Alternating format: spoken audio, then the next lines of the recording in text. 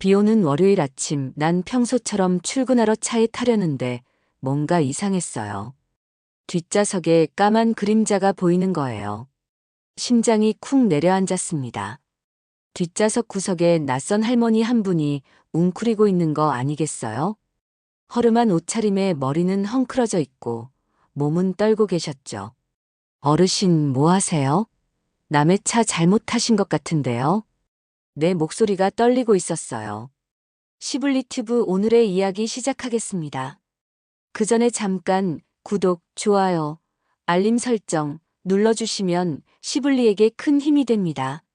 난 태권도 7단의 유도 5단인 현직 경찰이지만 출근길에 내 차에서 낯선 사람을 만날 줄은 꿈에도 몰랐으니까요. 할머니는 겁에 질린 눈으로 나를 올려다봤어요. 아가씨, 제발. 나 좀 도와줘요. 할머니의 떨리는 목소리에서 절박함이 느껴졌습니다. 그 순간 차창을 누군가 쾅쾅 두드리는 소리가 들렸어요. 고개를 돌려보니 건장한 남자 둘이 서 있는 거예요. 왠지 모르게 등줄기로 식은땀이 흘렀죠. 무슨 일이세요? 내가 창문을 조금 내리며 물었어요. 혹시 퉁퉁한 할망구 한 명 못 봤어요? 지랄맞게 도망쳤거든요. 남자의 말투에서 위협이 느껴졌어요. 난 순간 뒷좌석의 할머니와 눈이 마주쳤고 그 공포에 찬 눈빛에 결심이 섰죠. 아까 저쪽으로 가는 거 봤어요. 난 반대편을 가리키며 태연하게 대답했어요. 두 남자는 의심스러운 눈빛으로 나를 쳐다봤죠. 언니, 거짓말이면 알아서 하쇼. 우리가 얼마나 무서운지 알겠지? 두 번째 남자가 으름장을 놓았지만 난 흔들리지 않았어요. 내 직업이 경찰인 걸 그들이 알 리 없었으니까요. 둘은 마지못해 발걸음을 돌렸고 난 재빨리 시동을 걸었습니다. 어르신, 괜찮으세요? 저 사람들 갔어요. 차를 안전한 곳으로 몰고 간 뒤에야 난 뒷좌석을 돌아봤어요. 할머니는 여전히 떨고 계셨지만 조금은 안도의 표정을 지으셨죠. 정말, 정말 고마워요. 내가 어떻게 감사를 드려야 할지. 할머니의 눈에는 눈물이 고여 있었습니다. 그제서야 할머니의 얼굴에 있는 멍자국이 눈에 들어왔어요. 누군가에게 맞은 흔적이 역력했죠. 어르신, 대체 무슨 일이 있으신 거예요? 저 사람들은 누구인가요? 할머니는 한참을 망설이더니 떨리는 손으로 주머니에서 구겨진 종이 한 장을 꺼내셨어요. 자세히 보니 유산 포기 각서라고 적혀 있는 게 아니겠어요? 내 심장이 다시 한번 쿵 내려앉았습니다. 이건 단순한 가정 불화가 아니었어요. 저놈들은 사별한 남편 자식들인데. 할머니의 목소리가 떨렸어요. 나는 엔진을 끄고 뒷좌석으로 옮겨가 할머니 옆에 앉았습니다. 할머니는 주름진 손으로 눈물을 훔치며 계속 말씀하셨죠. 남편이 돌아가시기 전에 온갖 병수발은 내가 다 들었어요. 15회 동안 욕창 방지하려고 2시간마다 몸 뒤집어드리고 대소변 받아내고 그 자식들은 코빼기도 안 보였어. 할머니의 목소리에서 분노와 원망이 느껴졌어요. 심장이 아프게 조여왔죠. 그런데 아버지가 돌아가시니까 갑자기 나타나서는 꽃뱀이네. 돈 보고 결혼했네 이러면서 유산. 포기각서에 사인하라고 매일같이 찾아와 괴롭히는 거예요. 할머니는 떨리는 손으로 얼굴에 멍을 가리켰어요. 어제는 종이에 사인 안 한다고 했더니 저기 큰 놈이 나를 밀쳐서 벽에 머리를 부딪혔어요. 이제는 무서워서 그냥 각서에 사인할까 싶어요. 나는 숨이 멎는 줄 알았어요. 할머니의 말을 들으니 피가 거꾸로 솟구치는 듯 했습니다. 이건 명백한 폭행이자 협박이었죠. 경찰로서 이런 일을 그냥 넘길 수 없었어요. 어르신, 절대 그냥 사인하시면 안 돼요. 강제로 사인하게 하는 건 협박이고 불법이에요. 일단 경찰서에 가서 신고부터 하시는 게 좋겠어요. 할머니는 고개를 저으시며 두려움에 떠셨어요. 경찰? 아니, 안 돼요. 그럼 더 괴롭힐 거예요. 나는 그냥 어르신, 제가 경찰입니다. 내가 신분증을 보여드리자 할머니의 눈이 동그래졌어요. 오늘은 비번이지만 이런 일은 그냥 넘어갈 수 없어요. 당장 신고하고 증거도 확보해야 합니다. 할머니는 눈물을 머금은 채 머뭇거리셨어요. 그래도 내가 15년을 같이 살았는데 남편이 그토록 아끼던 자식들인데 내 가슴이 찢어지는 것 같았어요. 이 할머니는 자신을 괴롭히는 사람들조차 불쌍히 여기고 계셨던 거죠. 순간 차창 밖에서 소리가 들렸습니다. 저기 있다. 저 차야. 아까 그 두 남자가 우리 차를 발견하고 뛰어오고 있었어요. 나는 순간 머릿속이 하얘졌지만 곧 정신을 차렸습니다. 어르신, 제 말 잘 들으세요. 지금부터 제가 하는 대로만 하시면 돼요. 일단 제 블랙박스에 영상과 목소리가 다 녹음될 거예요. 이건 중요한 증거가 됩니다. 나는 할머니의 손을 꼭 잡았어요. 전투 모드로 들어갔다고 할까요? 심장은 빠르게 뛰었지만 머릿속은 차갑게 가라앉았습니다. 당장 눈앞에 닥친 위기를 어떻게 넘길지, 그리고 어떻게 이 할머니를 제대로 보호할지 계획이 필요했어요. 제가 잠깐 나가서 상황을 해결하고 올게요. 어르신은 차 안에 가만히 계세요. 할머니는 두려움에 떨며 고개를 끄덕이셨어요. 나는 심호흡을 한 번 하고 차 문을 열었습니다. 경찰 신분증을 꼭 쥐고 있었죠. 이제 할머니를 지켜야 할 시간이었어요. 차에서 내리자마자 두 남자가 내 앞을 가로막았어요. 가까이서 보니 더 건장했고 눈빛은 더 흉폭했습니다. 둘 다 30대 중반쯤 되어 보였고 돈 많은 한량처럼 명품으로 도배를 한 차림새였어요. 어떻게 저런 인간들이 저 선한 할머니를 괴롭힐 수 있는지 이해가 안 됐죠. 어이 아가씨, 우리 어머니 어디 있어? 키가 큰 남자가 내 어깨를 잡아챘어요. 나는 그의 손을 확 뿌리치며 차갑게 대응했습니다. 손 떼세요. 지금 뭐 하시는 거죠? 아니, 그냥 우리 어머니 좀 찾고 있는데. 방금 전에 거짓말했죠? 이 차에 타신 거 봤거든. 둘 다 술 냄새가 진동했어요. 아침부터 술을 마시고 노인을 괴롭히다니 정말 인간 말종이었죠. 나는 태연하게 내 신분증을 꺼냈습니다. 경찰입니다. 지금 어르신을 협박해서 유산 포기각서에 사인하게 하려는 행위는 명백한 범죄예요. 물러나세요. 두 남자의 얼굴이 확 변했어요. 잠시 당황한 듯 했지만 곧 비웃음을 지었죠. 뭐, 경찰? 웃기지 마. 지금 비번 아냐? 그리고 이건 우리 가족 일이야. 남이 끼어들 일 아니라고. 덩치 큰 남자가 한 발짝 더 다가왔어요. 눈에서는 살기가 느껴졌습니다. 하지만 난 절대 물러서지 않았죠. 지금 당장 사인해. 앞으로 뭘 할지 나도 몰라. 그가 고함을 치며 차 쪽으로 다가갔어요. 난 재빨리 그의 앞을 막아섰죠. 한 발짝만 더 다가오면 공무집행방해와 협박죄로 체포하겠습니다. 지금 어르신을 협박하고 폭행한 것도 전부 녹음됐어요. 내 목소리는 떨리지 않았어요. 내 눈빛은 얼음장처럼 차가웠고 그들도 그걸 느꼈는지 잠시 주춤했습니다. 뭐, 녹음? 야, 이거 불법 아냐? 동의도 없이 남의 말 녹음하고. 나는 차 앞 대시보드를 가리켰어요. 블랙박스예요. 공공장소에서 합법적으로 촬영 중인 블랙박스죠. 지금까지의 모든 행동과 말이 다 기록됐습니다. 두 남자는 서로를 쳐다봤어요. 당황한 기색이 역력했죠. 그때 두 번째 남자가 갑자기 비열한 미소를 지으며 한 발짝 물러섰어요. 아, 알겠어요.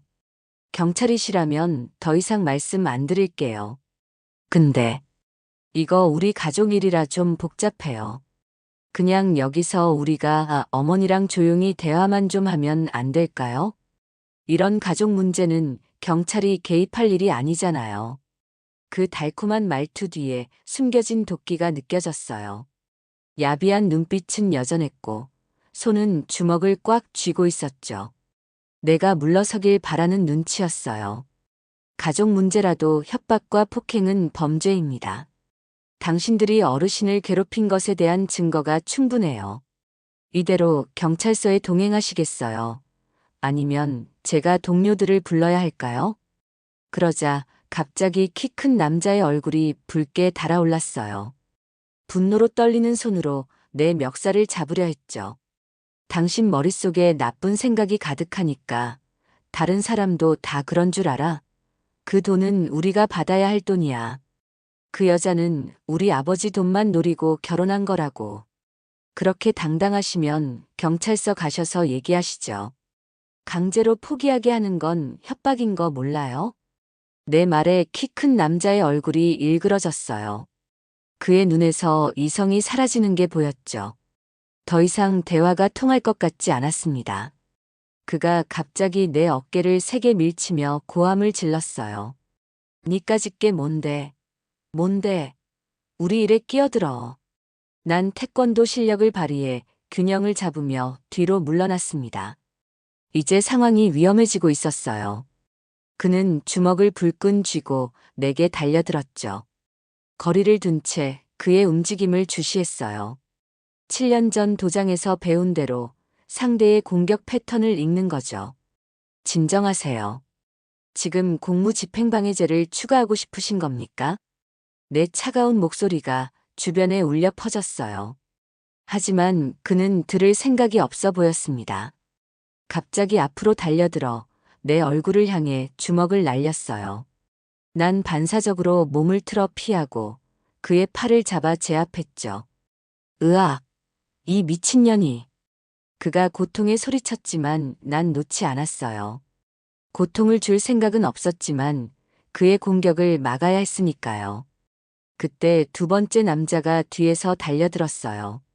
심장이 쿵쾅거렸지만 머릿속은 차갑게 가라앉아 있었습니다. 유도 5단의 실력을 보여드릴까요? 난 첫 번째 남자를 놓으면서 동시에 몸을 틀어 두 번째 남자의 팔을 잡았어요. 순식간에 그의 중심을 무너뜨리고 바닥에 맺히듯 던졌죠. 쿵하는 소리와 함께 그가 바닥에 쓰러졌습니다. 이게 뭐야? 첫 번째 남자가 다시 달려들었지만 이번엔 제대로 준비가 되어 있었어요. 그의 공격을 간단히 피한 뒤 발목을 걸어 균형을 무너뜨렸죠. 그도 바닥에 나동그라졌습니다. 이봐요, 나 태권도 7단이에요. 더 하실래요? 두 남자는 바닥에서 신음하며 일어났어요.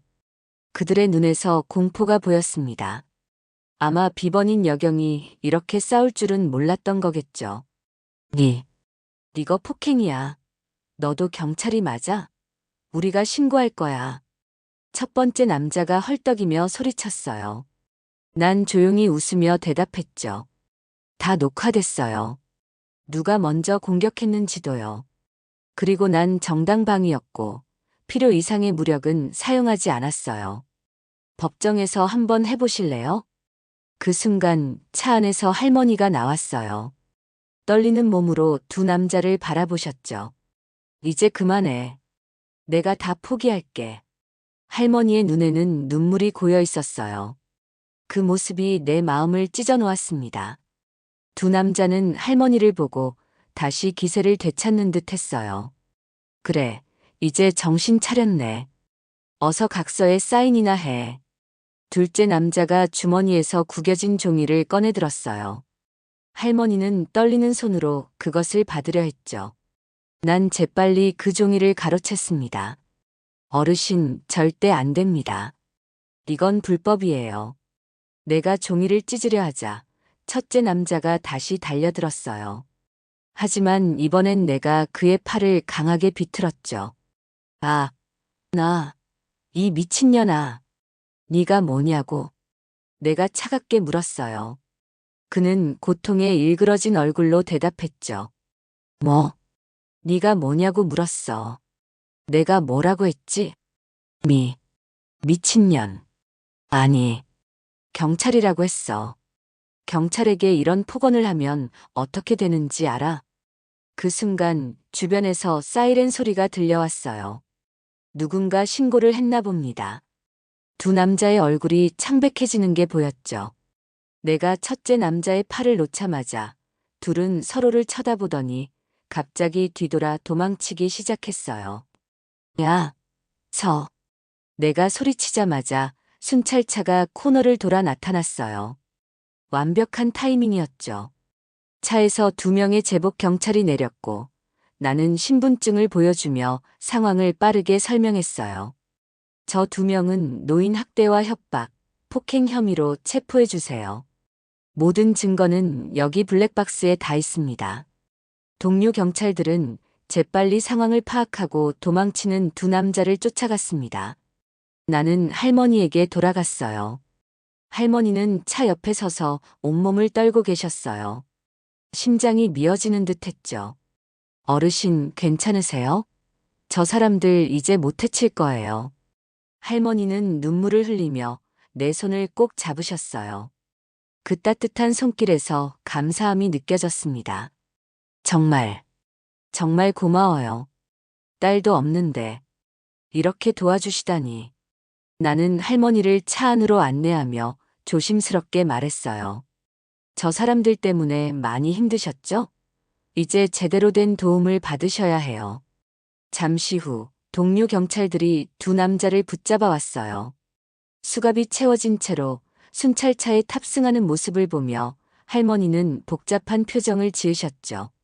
정말 저렇게까지 해야 하나요? 그래도 내 남편 아들인데. 내 마음이 아팠어요. 이 할머니는 자신을 괴롭힌 사람들조차 걱정하고 계셨던 거예요. 난 할머니의 손을 다정하게 잡으며 설명했습니다. 어르신, 이건 그냥 넘어갈 일이 아니에요. 저 사람들이 어르신께 한 행동은 명백한 범죄예요. 블랙박스를 확인해 보세요. 나는 차 안에서 블랙박스 녹화 영상을 재생했어요. 할머니는 영상을 보며 충격을 받은 표정이었죠. 영상 속에서 두 남자가 협박하고 폭언하고 심지어 폭행하는 장면이 또렷하게 찍혀 있었습니다. 제 블랙박스에 영상, 목소리 다 녹음됐어요. 협박으로 꼭 신고하세요. 이 정도면 신변 보호 요청도 가능하실 거예요. 할머니는 영상을 보며 눈물을 흘리셨어요. 그제서야 자신이 얼마나 부당한 대우를 받아왔는지 깨닫는 듯 했죠. 내가 정말 이렇게 살아야 하나. 15회를 함께 살았는데. 나는 할머니의 어깨를 가만히 토닥이며 위로했어요. 어르신, 제가 경찰이니 신고 방법 도와드리고 이 근방에 살아서 가끔 들릴게요. 혼자가 아니세요. 할머니의 눈빛이 조금씩 변하는 게 보였어요. 두려움에서 희망으로 바뀌어가는 듯 했죠. 그때 내 전화가 울렸습니다. 동료 경찰이었어요. 네, 여보세요? 지금 상황은 어떻죠? 피해자분은 괜찮으신가요? 네, 지금 제가 보호하고 있습니다. 증거도 확보했고요. 피해자분 신변 보호 요청도 필요할 것 같습니다. 전화를 끊고 할머니께 설명해 드렸어요. 이제 경찰서로 가야 합니다. 제대로 된 진술을 해주셔야 해요. 그런데 그 전에 어르신 성함이 어떻게 되세요? 할머니는 수줍게 웃으며 대답하셨어요. 김순자라고 합니다. 당신은? 저는 박지은이라고 합니다. 강남경찰서 소속 경위예요. 지은 씨, 정말 고마워요. 오늘 아침에 당신을 만난 건 하늘이 도운 것 같아요. 할머니의 말씀에 가슴이 따뜻해졌어요. 순간 내가 왜 경찰이 되었는지 다시 한번 생각하게 됐죠. 일주일이 지났어요. 그동안 많은 일이 있었죠. 김순자 할머니는 용기를 내서 정식으로 신고를 했고 두 의부사들은 노인 학대와 협박, 폭행 혐의로 구속됐습니다. 내가 매일같이 할머니를 찾아가 도와드렸어요. 처음에는 진술서 쓰는 것부터 나중에는 법률 상담까지 동행했죠. 오늘은 출근하는 날이었어요. 경찰서에 들어서자 동료들이 다들 웃으며 나를 쳐다봤습니다. 뭔가 이상한 분위기였죠. 지은아, 축하해. 우리 팀장님이 손에 신문을 들고 다가오셨어요. 머리가 하얘졌죠. 무슨 일인지 전혀 감이 안 왔거든요. 축하라니요? 무슨 일이죠? 팀장님은 활짝 웃으며 신문을 내밀었어요. 첫 페이지에 비번 날에도 정의를 실천한 경찰관, 시민 영웅으로 포상이라는 제목과 함께 내 사진이 크게 실려 있었어요. 심장이 쿵 내려앉는 듯 했습니다. 이게 뭐예요? 어떻게 이런 게? 김순자 할머니가 직접 언론사에 제보했대. 요즘 노인 학대가 사회적 이슈인데 내 이야기가 딱 터진 거지. 얼굴이 화끈거렸어요. 난 그냥 내 일을 한 것뿐인데 이렇게 크게 다뤄질 줄은 몰랐죠. 기사를 읽어보니 김순자 할머니가 내 행동을 자세히 설명하면서 내 덕분에 새 삶을 찾았다고 하셨더라고요. 그 말을 읽는 순간 눈시울이 뜨거워졌습니다. 팀장님, 저는 그냥 알아, 내가 말 안 해도. 넌 항상 그랬잖아. 그래서 널 더 자랑스러워하는 거야. 그날 오후 경찰청에서 급히 연락이 왔어요. 청장님께서 직접 만나고 싶다는 거였죠. 심장이 터질 것 같았어요. 무슨 일인지 뭘 준비해야 할지 머릿속이 복잡했습니다. 경찰청에 도착하자 예상치 못한 광경이 펼쳐졌어요. 작은 시상식 같은 것이 준비되어 있었고 기자들도 여럿 와 있었죠. 가장 놀라운 건 김순자 할머니가 맨 앞자리에 앉아 계신 거였어요. 박지은 경위, 이리 와요. 청장님이 나를 단상으로 불렀어요. 다리가 후들거렸지만 천천히 걸어 올라갔습니다. 청장님은 내게 감사장과 함께 작은 상패를 건네셨어요. 박지은 경위는 우리 경찰의 자랑입니다. 비번인 날에도 시민의 안전을 위해 헌신했고 특히 우리 사회의 약자인 노인을 보호하기 위해 용기 있게 나섰습니다. 이런 경찰관이 있어 우리 사회가 더 안전하고 따뜻해집니다. 청장님의 말씀에 어색하게 서 있었어요. 난 그저 할 일을 했을 뿐인데 이렇게 큰 상을 받는 건 부담스러웠죠. 그래도 김순자 할머니가 환하게 웃으며 박수를 치시는 모습을 보니 가슴이 뭉클했어요. 시상식이 끝나고 김순자 할머니가 내게 다가오셨습니다. 그날과는 달리 깔끔한 정장 차림이셨고 얼굴에는 생기가 돌았어요. 지은 씨, 정말 고마워요. 당신 덕분에 내 인생이 달라졌어요. 할머니는 내 손을 꼭 잡으셨어요. 그 따뜻한 온기가 가슴 깊이 전해졌죠. 할머니, 저는 그냥 제 일을 한 것뿐이에요. 아니에요. 당신은 특별해요. 그날 아침, 내가 얼마나 절망적이었는지 몰라요. 이제 그 아이들도 반성하고 있대요. 교도소에서 편지가 왔는데 잘못을 뉘우치고 있다고. 할머니의 눈에 눈물이 맺혔어요. 그 모습을 보니 내 마음도 복잡해졌죠. 그날 할머니를 만난 건 정말 운명 같았어요. 시상식이 끝나고 집으로 돌아온 날 밤 휴대폰이 울렸어요. 모르는 번호였죠. 보통은 안 받는데 왠지 받아야 할 것 같은 느낌이 들었습니다. 여보세요? 안녕하세요. 박지은 경위님 맞으신가요? 젊은 여성의 목소리가 들렸어요. 공식적인 톤이었죠. 네, 맞습니다만. 누구시죠? 저는 대한그룹 회장실 비서 김미영이라고 합니다. 저희 회장님께서 경위님을 내일 오전 10시에 뵙고 싶어 하십니다. 순간 머릿속이 하얘졌어요. 대한그룹? 그 재벌 대한그룹? 무슨 일로 나를 만나자는 거지? 의심스러운 마음에 질문했죠. 죄송한데 무슨 일로 저를 찾으시는지 알 수 있을까요? 자세한 건 만나 뵙고 말씀드리라고 하셨습니다. 개인적인 일이라고만 알고 있어요. 더 물어봐도 자세한 내용은 알려주지 않았어요. 그저 내일 대한그룹 본사 53층 회장실로 와달라는 말만 반복할 뿐이었죠. 결국 호기심에 승낙했습니다. 다음 날 아침 나는 가장 단정한 옷을 입고 대한그룹 본사로 향했어요. 거대한 유리 건물이 햇빛에 반짝이며 서 있었죠. 로비에 들어서자 긴장감이 몰려왔어요. 박지은 경위님 맞으신가요? 로비에서 단정한 차림의 여성이 나를 맞이했어요. 어제 전화로 통화했던 김미영 비서였죠. 네, 맞습니다. 회장님께서 기다리고 계세요. 이쪽으로 오시죠. 그녀를 따라 전용 엘리베이터를 탔어요. 53층으로 올라가는 동안 심장이 터질 것 같았죠. 대체 무슨 일일까? 왜 나를 부른 걸까? 온갖 생각이 머릿속을 맴돌았어요. 마침내 회장실 앞에 도착했습니다. 비서가 노크를 하고 문을 열었어요. 회장님, 박지은 경위님 모셔왔습니다. 들어오세요. 안에서 들려온 목소리. 왠지 익숙했어요. 천천히 회장실로 들어서는데 갑자기 숨이 멎는 듯 했습니다. 넓은 창가에 서 계신 분은 김순자 할머니였어요. 하지만 그날 본 허름한 차림이 아니라 고급스러운 정장을 입고 위엄 있게 서 계셨죠. 지은 씨, 놀랐죠? 다시 만나서 반가워요. 입이 떡 벌어졌어요.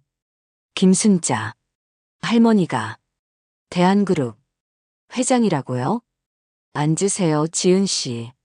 김순자 회장님이 웃으며 소파를 가리켰어요. 난 아직도 믿기지 않아 멍하니 그 자리에 앉았죠. 머릿속이 하얗게 비었어요. 차 한잔 하시겠어요? 네. 아니, 할머.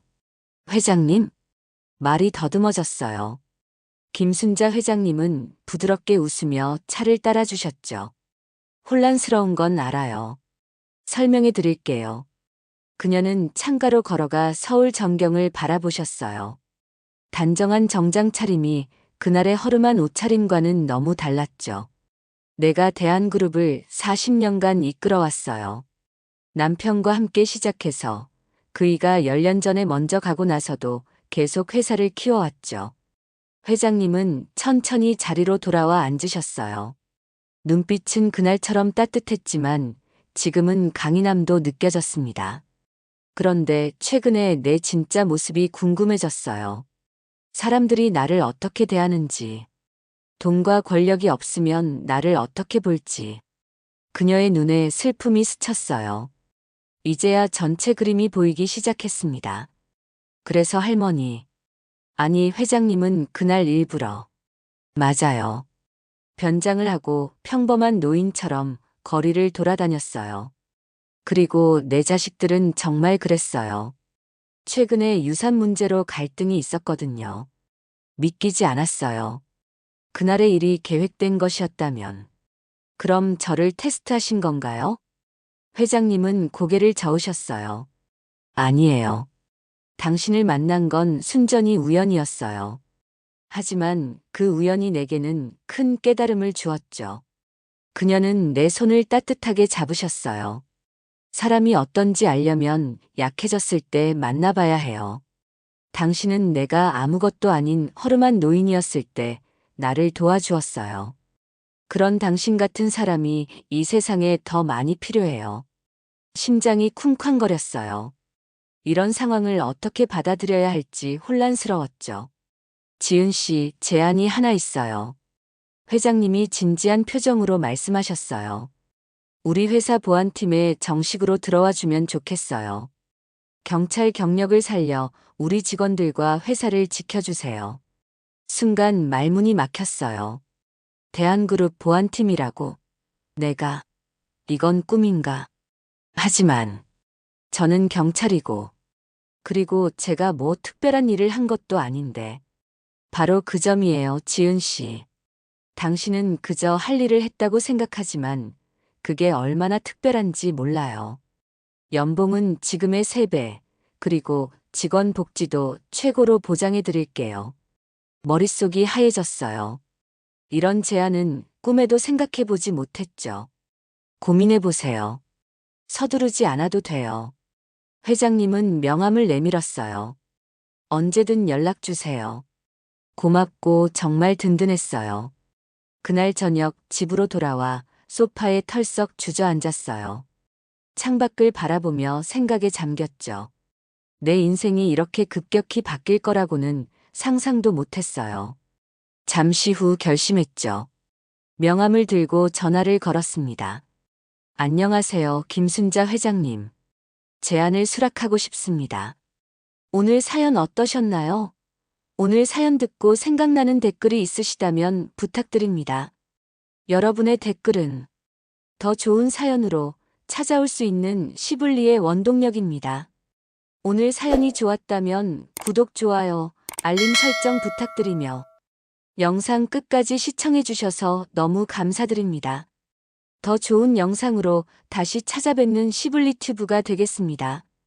늘 건강 조심하시고 알차고 즐거운 하루 되세요. 시블리튜브였습니다. 고맙습니다. 그리고 늘 사랑합니다.